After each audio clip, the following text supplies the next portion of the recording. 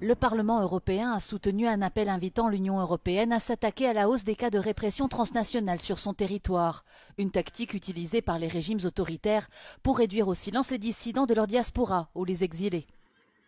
Cette répression prend des formes multiples telles que des campagnes de diffamation, des menaces numériques, des rapatriements forcés ou des assassinats. En 2021, le journaliste bélarusse Roman Pratasevich a ainsi été arrêté par le régime de Minsk en détournant l'avion dans lequel il se trouvait. Il ne s'agit pas d'un cas isolé.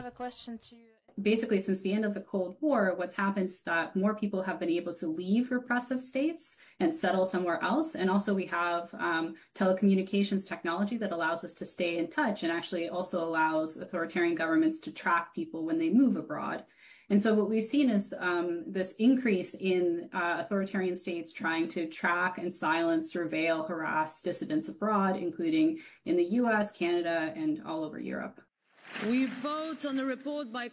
Les députés européens appellent Bruxelles à codifier la répression transnationale dans sa législation afin de mieux protéger les personnes visées.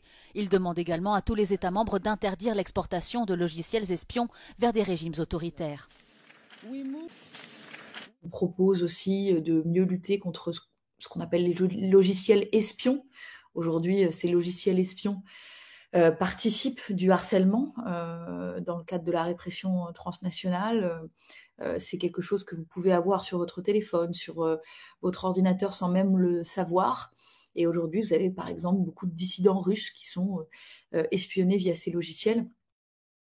Une cinquantaine de pays se sont livrés à des actes de répression transnationale au cours de la dernière décennie, avec plus de 1200 incidents physiques dans 100 pays cibles, selon le dernier rapport de l'ONG Freedom House. 10 régimes représentent près de 80% de tous les cas d'abus, avec en tête la Chine, la Turquie, le Tadjikistan et la Russie.